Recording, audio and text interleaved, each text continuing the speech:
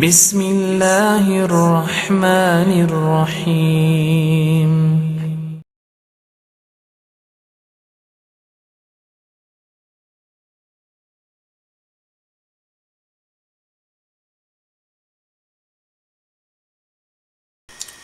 Bismillahirrahmanirrahim, salam alaikum. Sur internet, j'ai présenté une vidéo qui concerne un robinet électronique qui contribue à l'économie d'eau. Cette vidéo-là a trouvé un grand succès auprès des internautes marocains. Cela montre que les jeunes sont avides aux inventions purement marocaines. D'ailleurs, presque 100 000 personnes ont visionné cette vidéo. Donc je voudrais les rassurer que ces inventions pourront voir le jour du moment que l'État a l'intention d'apporter une aide financière aux inventeurs qui veulent créer leur propre société innovante. Parmi les autres inventions que je voudrais vous présenter, il y a une éolienne. Voici le prototype. C'est le premier prototype qui a été présenté au Salon international de l'invention. Cette éolienne, elle a eu le prix de l'association suisse des inventeurs.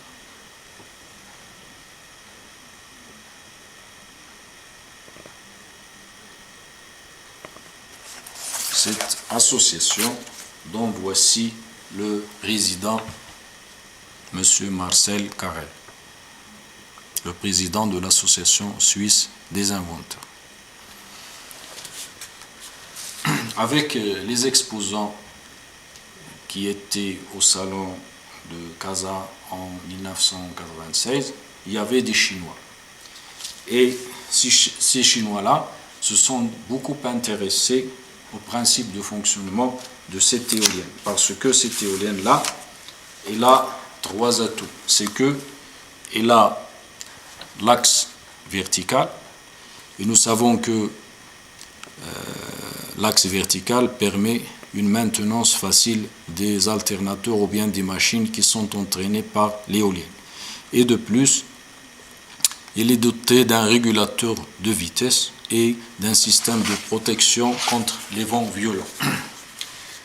Ces Chinois-là, ils ont même filmé le fonctionnement de l'éolienne et ils m'ont dit que je serai parmi une délégation marocaine qui va représenter le Maroc dans le salon de l'invention qui se tient à Pékin, à mi-septembre 1996. Effectivement, cette association, elle a tenu à sa promesse et j'étais parmi la délégation qui a participé à ce salon mondial de l'invention. Et au cours de ce salon-là, le jury a vu l'éolienne et il a décerné une médaille d'argent à cette invention. Voici la médaille d'argent.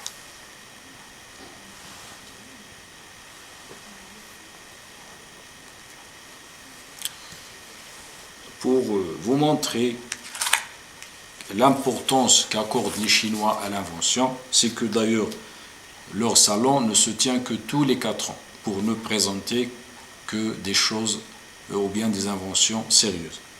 Et le lieu où ils ont accueilli ou bien la cérémonie de la remise des prix, elle s'est déroulée au Grand Palais du Peuple, là où l'on accueille les chefs d'État. Donc cela montre que ce peuple accorde une très grande importance à l'innovation et à l'invention.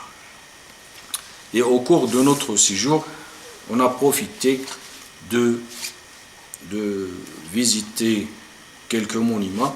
Cette photo-là, elle a été prise devant le lieu du Salon international de l'invention. Cet autre-là montre ma participation à ce salon-là. J'y avais exposé un prototype d'éolienne. Cette photo-là montre la visite de cette délégation marocaine à la Grande Muraille de Chine. Et nous avons encore visité d'autres monuments.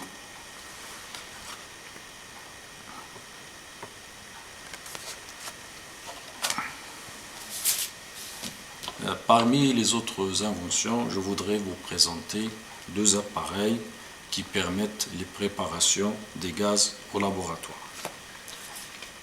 Donc, les voici, ces deux appareils-là. Cet appareil-là, c'est l'appareil qui permet la préparation d'hydrogène et d'acétylène sans risque d'explosion. Et cet autre appareil-là, il permet la préparation du chlore et d'oxygène. Bon, pourquoi l'idée m'est venue de concevoir ces deux appareils? Parce que j'ai exercé comme inspecteur de laboratoire et inspecteur pédagogique pendant 20 ans. Et j'ai constaté que certaines expériences ne sont pas réalisées vu qu'ils présentent des risques pour leurs utilisateurs. Donc, j'ai pensé à inventer un appareil qui permettra son autopurge pour éviter les risques d'explosion. Parce qu'auparavant, tous les appareils où l'on prépare l'hydrogène nécessitent une purge, et cette purge quelquefois ne réussit pas parce que l'hydrogène étant moins léger que l'air, même si on essaie de l'évacuer, c'est l'air qui sort et l'hydrogène reste dans le compartiment où l'on génère l'hydrogène. Et si on tente de faire une combustion directe, on est surpris par une explosion. Donc cet appareil-là, c'est un appareil qui ne présente aucun risque à son utilisateur et c'est le premier appareil au monde, je le dis bien, c'est un appareil qui permet de faire la préparation d'hydrogène et d'acétylène sans le moindre risque, et cet appareil-là peut être même manipulé même par les élèves. Auparavant, la préparation d'hydrogène était réservée uniquement aux professeurs, vu les risques qu'elle présente. Cet autre appareil-là, il permet la préparation d'oxygène, parce que j'ai aussi constaté qu'une fois les bouteilles d'oxygène vidées, ils ne sont pas de nouveau remplis vu l'éloignement des établissements, des sociétés qui assurent le remplissage d'oxygène. Et puisque nous disposons au laboratoire des produits chimiques qui permettent de générer l'oxygène, j'ai pensé à cet appareil-là, et c'est un appareil qui remplace efficacement une bouteille d'oxygène au laboratoire.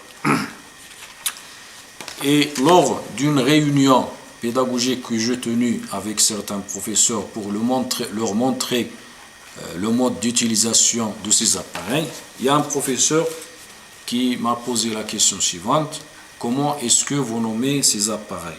Je lui ai répondu: je les nomme générateurs de gaz tout simplement. Il m'a dit: non, vous devez les nommer générateurs de gaz d'IBA. Comme ça va motiver nos élèves à créer et inventer une fois qu'on leur dit que ces appareils-là ont été inventés par un Marocain. Et lors du premier salon mondial qui s'est tenu à l'école supérieure de l'enseignement technique à Rabat, j'ai présenté ces appareils-là et le jury leur avait décerné le premier prix.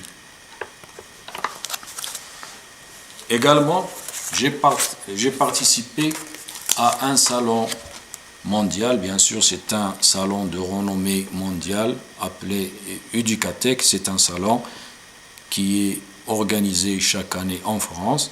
Il est réservé au matériel didactique. Et j'ai eu les félicitations du jury.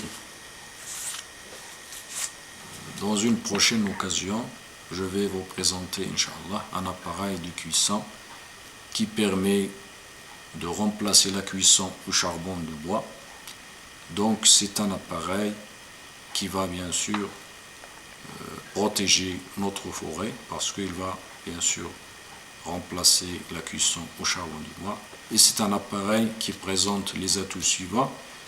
Elle assure la cuisson de la viande, de toutes les viandes, sans dégagement de fumée et sans dégagement d'odeur. Et c'est un appareil qui marche au gaz et que l'on peut aussi utiliser dans la nature, c'est-à-dire dans la forêt. On peut l'utiliser pour la cuisson du pain, de la viande, et on va éviter les incendies qui sont déclenchés par le feu que l'on allume dans la forêt.